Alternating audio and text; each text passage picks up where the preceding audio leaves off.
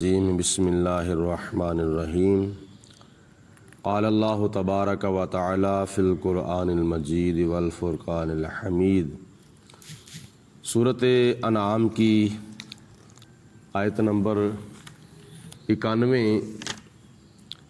میں اللہ تعالیٰ کی ذات بابرکات نے ارشاد فرمایا ہے وما قدر اللہ حق قدرہ، اور یہودیوں نے اللہ تعالیٰ کی ذات کی قدر نہیں کی تھی جیسا کہ اس کی قدر کرنے کا حق تھا۔ یہودیوں کی ایک جماعت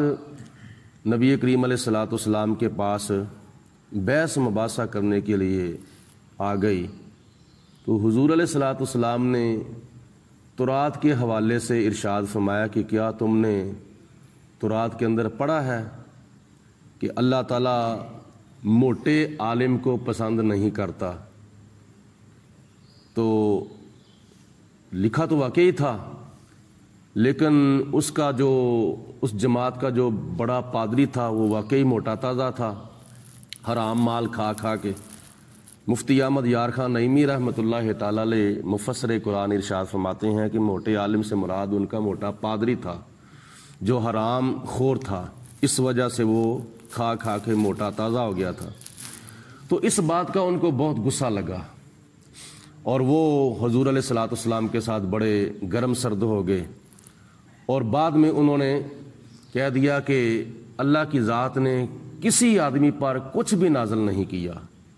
یعنی قرآن پاک کا انکار کرنے کے ساتھ ساتھ انہوں نے تورات کا بھی انکار کر دیا۔ کوئی کلام، کوئی چیز اللہ نے کسی آدمی پر نازل نہیں کی۔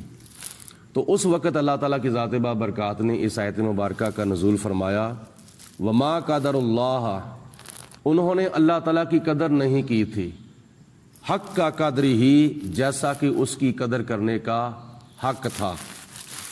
اذ قالوا ما انزل اللہ علی بشر من شیء، انہوں نے کہا کہ اللہ کی ذات نے کسی بشر پر، کسی آدمی پر کچھ بھی نازل نہیں کیا۔ قل، اے میرے حبیب علیہ السلام آپ ان کو ارشاد فرما دو کہ اگر تمہارا یہ دعویٰ ہے نا کہ خدا نے کسی آدمی پر کچھ بھی نازل نہیں کیا، تو قل، اے میرے حبیب علیہ السلام آپ ان کو فرماؤ من انزل الکتاب، وہ کتاب کہاں سے آ گئی تھی؟ الذی جاء بہ موسیٰ، جس کو حضرت موسیٰ علیہ السلام لے کر آئے تھے، یعنی وہ تورات کس نے نازل کی تھی جس کو حضرت موسیٰ علیہ السلام کوہ طور سے لے کر آئے تھے۔ جناب موسیٰ علیہ السلام 40 دنوں کے لیے کوہ طور پہ گئے، اور 40 دنوں کی جا کے جب چلا کشی کی تو اللہ تعالیٰ کی ذات نے حضرت موسیٰ علیہ السلام پر کوہ طور کے اوپر تورات نازل فرما دی۔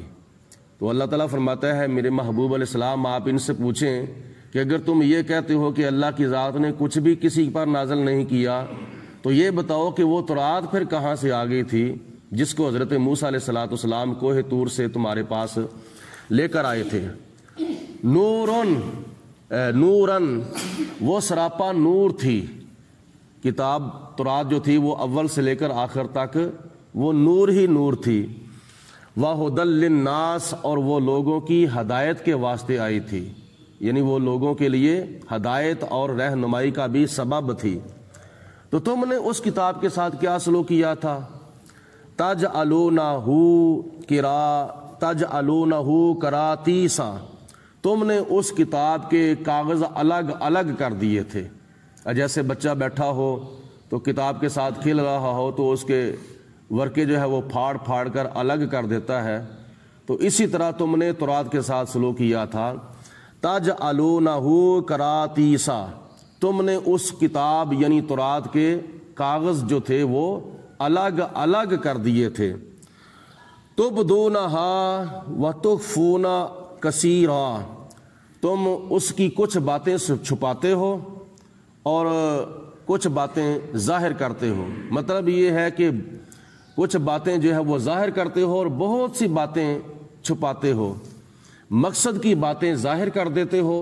اور جو تمہارے مقصد کے خلاف باتیں ہوتی ہیں ان کو تم چھپانے کی کوشش کرتے ہو۔ جیسا کہ نبی کریم علیہ الصلوۃ والسلام کی آمد کی خبر، حضور علیہ الصلوۃ والسلام کے اوصاف حمیدہ انہوں نے بہت چھپانے کی کوشش کی تھی۔ وَعُلِّمْتُم مَا لَمْ تَعْلَمُوا أَنْتُمْ، اور اللہ تعالیٰ نے فرمایا کہ قرآن پاک کے ذریعے تمہیں وہ باتیں سکھائی جا رہی ہیں جو نہ تم جانتے تھے، ولا آباؤکم، اور نہ ہی تمہارے باپ دادا جانتے تھے، یعنی تم بھی نہیں جانتے تھے اور تمہارے باپ دادا بھی نہیں جانتے تھے۔ قرآن پاک ان باتوں کی وضاحت کر رہا ہے، ان باتوں کا انکشاف کر رہا ہے۔ قل اللہ، اے میرے حبیب علیہ الصلوۃ والسلام اس بات کا جواب اگر وہ نہ دیں، یعنی گزشتہ جملوں کے اندر یہ فرمایا گیا نا کہ اگر تم کہتے ہو کہ اللہ تعالیٰ نے کچھ بھی کسی پر نازل نہیں کیا،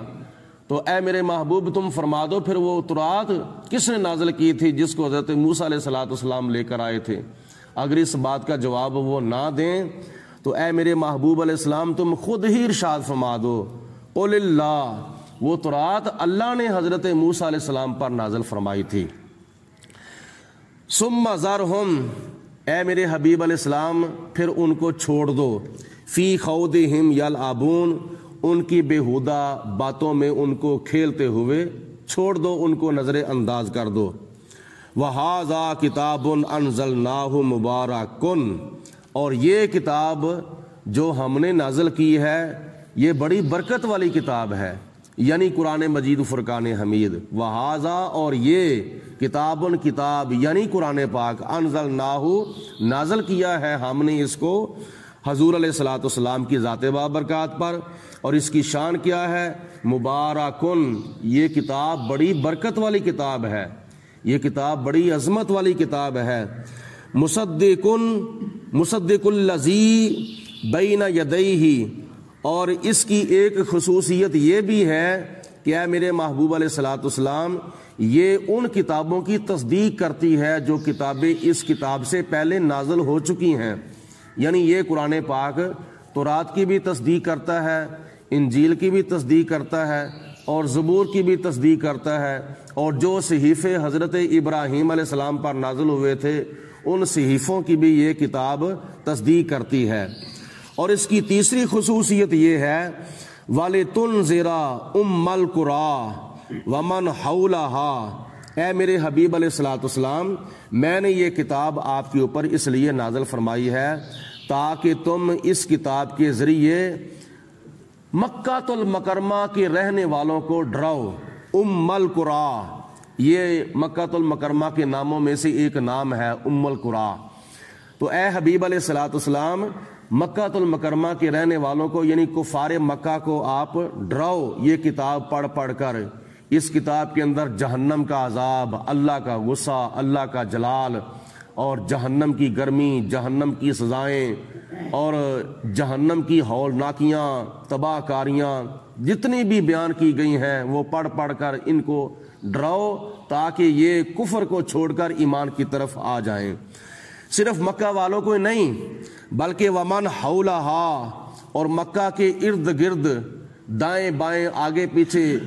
چاروں طرف جتنے بھی لوگ مشرق سے لے کر مغرب تک، شمال سے لے کر جنوب تک رہتے ہیں ان کو بھی اس قرآن پاک کے ذریعے آپ ڈراؤ۔ والذی یؤمنون بالآخرۃ، اور جو لوگ آخرت پر ایمان لاتے ہیں، یعنی آخرت پر ایمان لانے کا مقصد یہ ہے کہ جو